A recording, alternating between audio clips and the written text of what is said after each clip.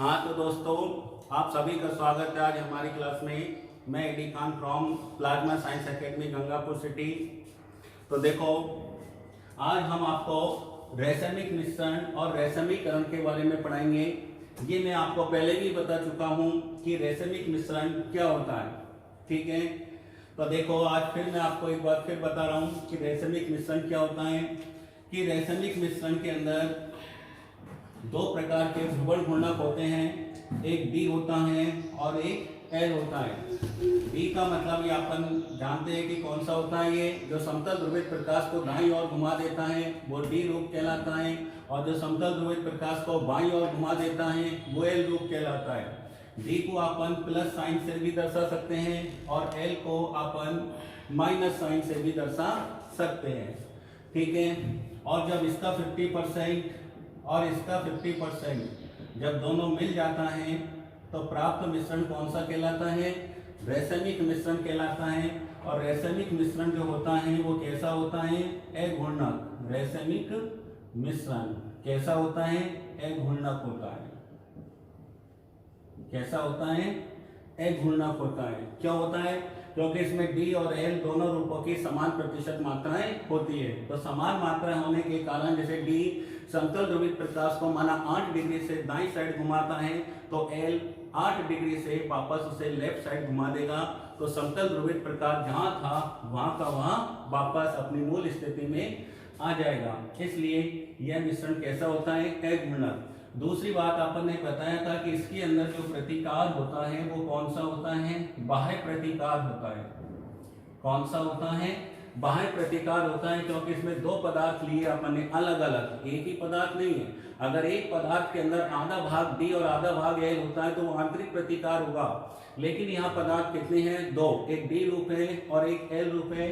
दोनों की समान प्रतिशत मात्राएं हैं, इसलिए इन दोनों में कौन सा प्रतिकार लगता है? बाह्य प्रतिकार लगता है। और इस बाह्य प्रतिकार के कारण ये दोनों रूप एक दूसरे की ध्रुवण घूर्णकता को निरस्त कर देते हैं, इसलिए प्राप्त मिश्रण कैसा हो जाता है? अघूर्णक। तो ये अपना क्लियर हो चुका है कि रैसमिक मिश्रण अघूर्णक क्यों होता है, क्योंकि इसमें डी और एल रूप की समान मात्राएं होती हैं, इसलिए इनमें बाह्य प्रतिकार होता है। और बाह्य प्रतिकार के कारण ये दोनों एक दूसरे की ध्रुवण घूर्णकता को निरस्त कर देते हैं, इसलिए प्राप्त मिश्रण कैसा होता है? अघूर्णक होता है, ठीक है। ये क्लियर। अब आता है रैसमीकरण। देखो, दोनों में अंतर है, ये मिश्रण है और ये रैसमिक मिश्रण है, ठीक है। रैसमीकरण में क्या होता है कि चाहे रूप डी हो, डी मतलब वही दक्षिण ध्रुवण घूर्णक, चाहे वो कौन सा हो? एल रूप हो। कैसा हो? एल रूप हो। चाहे वो डी रूप हो चाहे वो एल रूप हो, ठीक है। तो देखो बेटाओ, ये भी कैसा है? घूर्णक है। कैसा है ये? घूर्णक। और ये भी कैसा है? घूर्णक है।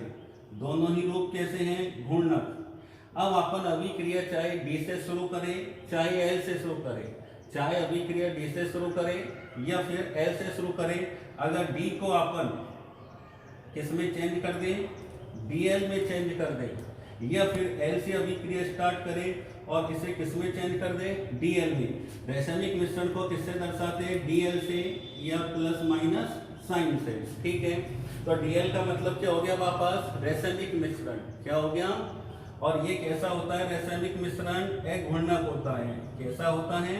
अघूर्णक। तो देख लो बेटा, रैसमीकरण में अभिक्रिया चाहे अपन डी रूप से करें चाहे एल रूप से करें, तो डी रूप को डीएल में बदलना, एल रूप को डीएल में बदलना। कहने का मतलब दक्षिण ध्रुवण घूर्णक हो या वाम घूर्णक हो, ठीक है। तो दक्षिण घूर्णक या वाम घूर्णक को रैसमिक मिश्रण में बदलने की विधि रैसमीकरण कहलाती है। क्या कहलाती है? क्या कहलाती है? दक्षिण घूर्णक या वाम घूर्णक को रैसमिक मिश्रण में बदलने की विधि रैसमीकरण कहलाती है, ठीक है बेटाओ। अब देखो, जैसे अपन ने ये ले लिया, क्या नाम है इसका? 1 2 कार्बन, ये 4 कार्बन है, 2 क्लोरो ब्यूटेन।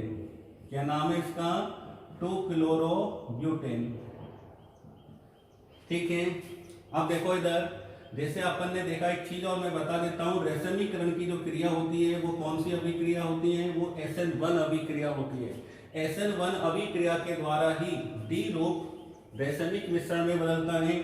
एल रूप रैसमिक मिश्रण में बदलता है, क्योंकि SN1 S का मतलब होता है सबस्टिट्यूशन और N का मतलब होता है न्यूक्लियोफाइल या न्यूक्लियोफिलिक।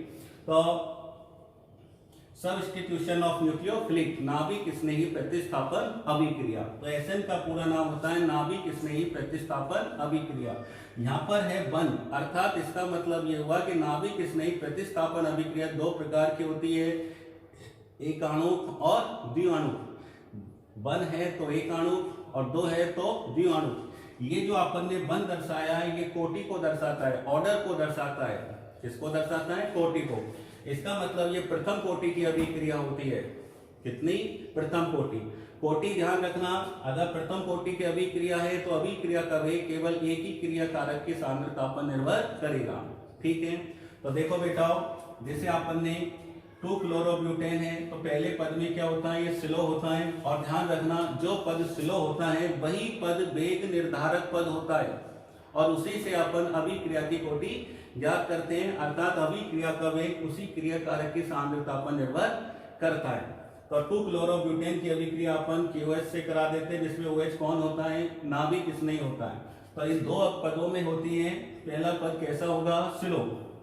तो 2-क्लोरोब्यूटेन है, ठीक है, स्लो हुआ, Cl निकल गया। ठीक है बेटा, Cl की विद्युत ऋणता ज्यादा होती है, बंद के इलेक्ट्रॉन Cl की साइड चले जाते हैं, इसलिए इस पर ऋणावेश आ जाता है और इस पर धनावेश आ जाता है।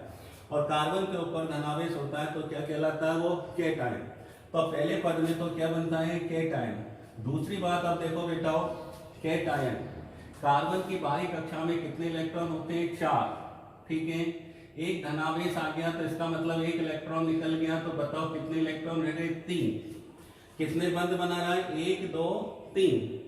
C+ के पास में 3 इलेक्ट्रॉन थे, 3 बंद बना लिए, कुछ नहीं बचा। कुछ नहीं बचा तो लोन पेयर कितना आ गया? 0। जोड़ लो 3। 3 का मतलब कौन सा संकरण आ गया इसमें?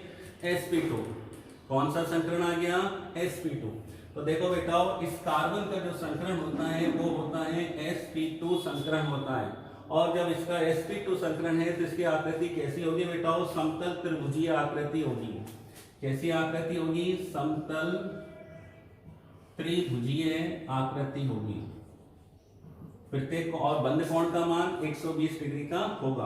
तो जब इसकी आकृति समतल त्रिभुजीय होगी तो ये जो नाभिक स्नेही है, जिसके ऊपर ऋणावेश होता है, लोन पेयर, केंद्रीय परमाणु का लोन पेयर इलेक्ट्रॉन होते हैं, वो सब नाभिक स्नेही होते हैं। तो देखो इधर इसके ऊपर ऋणावेश है, ये नाभिक स्नेही है, ये फास्ट रिएक्शन करेगा। तो देखो ये कैटायन है जो sp2 संकरित है, समतल त्रिभुजीय है, तो इस पर बाईं साइड से और दाईं साइड से अटैक करने की संभावना कैसी होगी? ये इधर से भी अटैक कर सकता है और ये इधर से भी अटैक कर सकता है। दोनों की संभावना कैसी होगी? बराबर बराबर होगी, 50-50% होगी। इसलिए ये नाभिक इसने इधर से अटैक करेगा तो इधर जुड़ जाएगा, और यदि ये पीछे की साइड से अटैक करेगा तो पीछे की साइड से जुड़ जाएगा। ठीक है, तो यहां देख लो तुम, एक बनेगा D रूप और एक बनेगा L रूप। दोनों की मात्रा कैसी होगी? 50-50% हो गई। इसलिए प्राप्त मिश्रण कैसा हो जाएगा? अघूर्णक। अर्थात इसमें D रूप भी 50% बनता है और L रूप भी 50% बनता है। तो 2-क्लोरोब्यूटेन जो कैसा था बेटा? घूर्णक था। कैसा था? ये घूर्णक था। लेकिन मिश्रण जो बना है वो कैसा हो जाएगा? अघूर्णक। इसलिए यह अभिक्रिया क्या कहलाती है? रैसमीकरण कहलाती है। ठीक है, हाँ बेटा देखो, रैसमिक मिश्रण के पृथक्करण की विधियां। तो अपना रैसमिक मिश्रण हो गया था, रैसमीकरण हो गया था, अब है रैसमिक मिश्रण के पृथक्करण की विधियां। इसका मतलब ये हुआ कि रैसमिक मिश्रण में दो चीजें होती है, एक D और एक L। ये अपन ने क्लियर कर दिया था। पृथक्करण मतलब इनको अलग करना है। क्या करना है? अलग करना है। तो देखो बेटा, रैसमिक मिश्रण में से D और L रूप को अलग करने की विधि क्या कहलाती है बेटा? पृथक्करण कहलाती है। क्या कहलाती है? पृथक्करण या वियोजन कहलाती है। तो रैसमिक मिश्रण में से D और L रूप को अलग करने की विधि पृथक्करण या वियोजन कहलाती है। और इसकी कितनी विधियां हैं? 4 विधियां हैं। जैव रासायनिक विधि, यांत्रिक वियोजन, स्तंभ क्रोमेटोग्राफी और रासायनिक विधि। ये 4 विधियां हैं जिनके द्वारा अपन D और L दोनों को अलग अलग कर लेते हैं। तो पहली विधि है कौन सी? जैव रासायनिक विधि।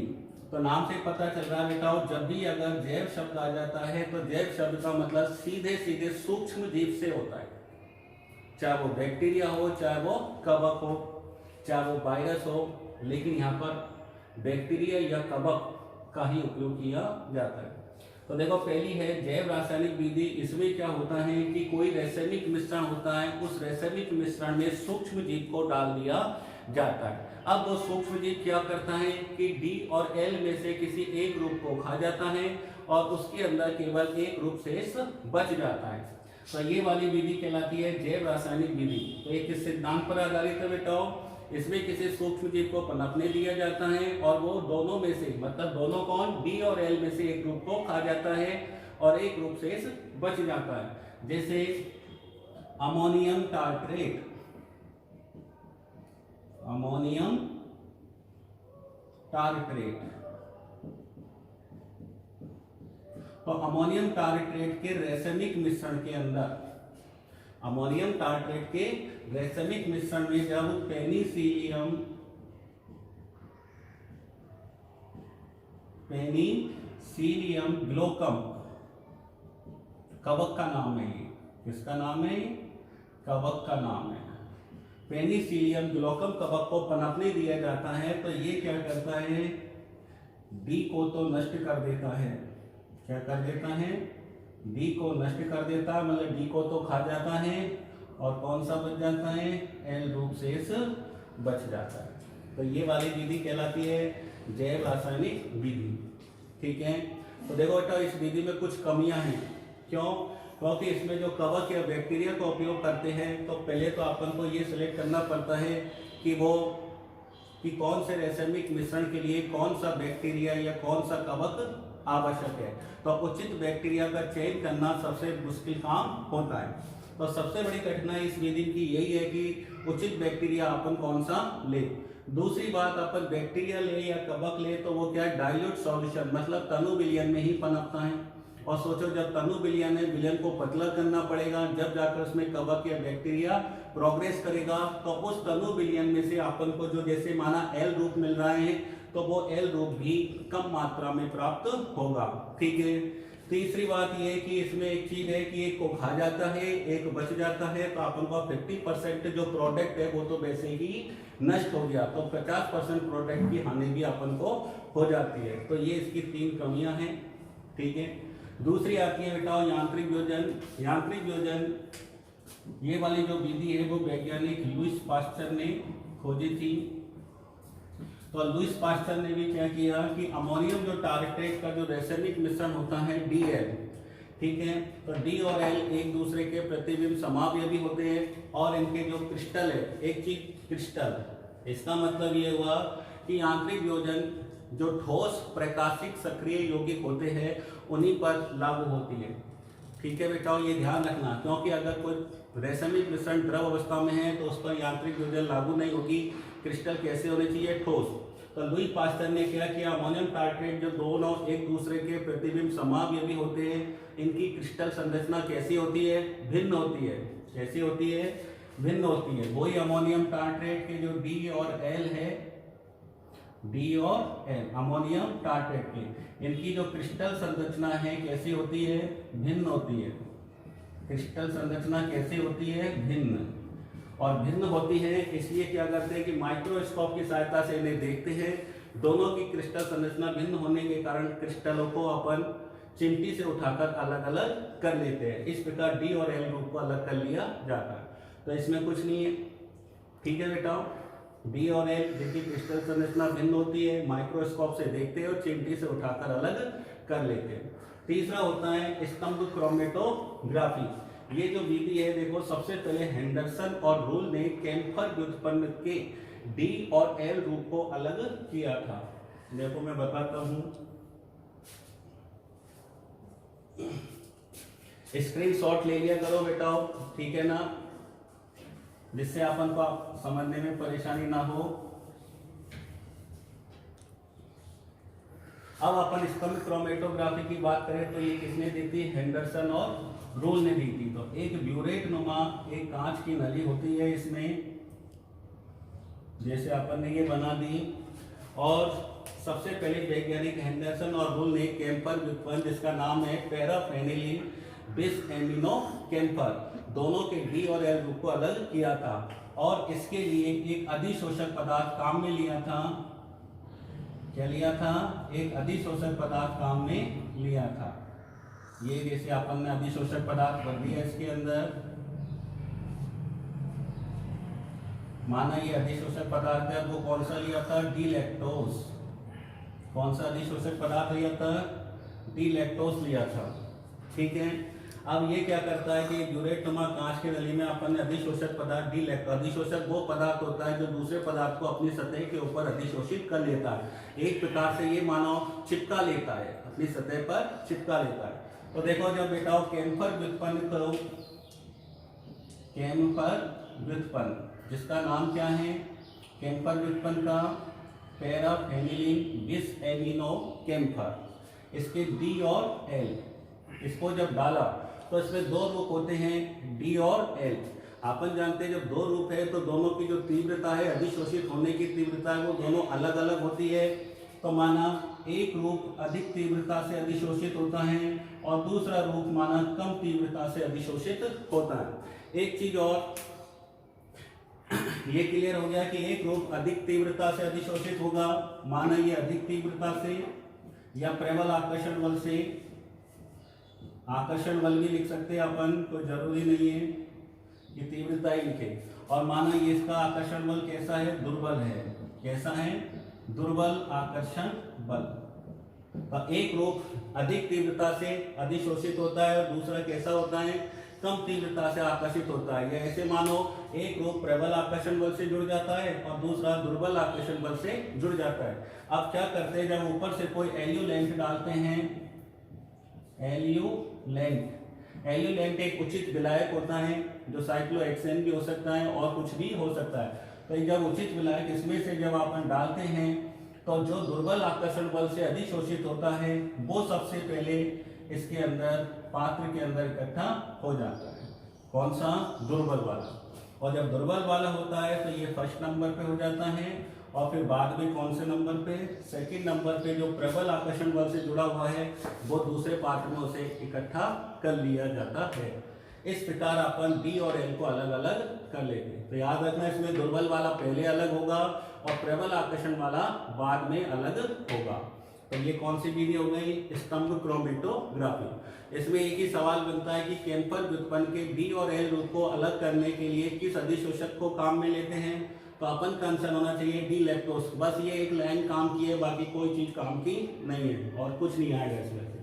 चौथी है रासायनिक विधि। रासायनिक विधि बेटा कुछ नहीं है, इसमें ये बताया गया है कि जो प्रतिबिंब समावयवी होते हैं, प्रतिबिंब मतलब जो एक दूसरे के दर्पण प्रतिबिंब होते हैं, उनके भौतिक गुण कैसे होते हैं? समान। और जो एक दूसरे के दर्पण प्रतिबिंब नहीं होते हैं उनके भौतिक गुण असमान। तो पहले क्या करते हैं कि इसमें प्रतिबिंब समावयवियों को लवण का लवण बना लिया जाता है।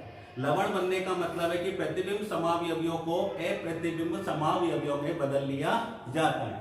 ठीक है बेटा। और अप्रतिबिंब समावयवों के भौतिक गुण कैसे होते हैं? अलग अलग होते हैं। ठीक है बेटा। और इनके अलग अलग होते हैं तो अपन इनकी क्रिस्टल संरचना भी कैसी हो जाएगी? अलग अलग। तो इनके भौतिक गुण अलग अलग होते हैं तो फिर अपन को प्रभावी क्रिस्टल विधि के द्वारा भी अलग कर सकते हैं, आसवन के द्वारा भी अपन इनको अलग कर सकते हैं। ठीक है, ये कौन सी विधि हो गई? रासायनिक। इसमें प्रतिबिंब समावयवियों को किसमें बदला जाता है? अप्रतिबिंब समावयवियों में बदला जाता है। क्यों बदला जाता है? क्योंकि प्रतिबिंब समावयवियों के भौतिक गुण समान होते हैं और अप्रतिबिंब समावयवियों के भौतिक गुण समान होते हैं, इसलिए अप्रतिबिंब समावयवियों को प्रभावी क्रिस्टलन विधि के द्वारा, आसवन विधि के द्वारा इन्हें पृथक कर लिया जाता है। ठीक है।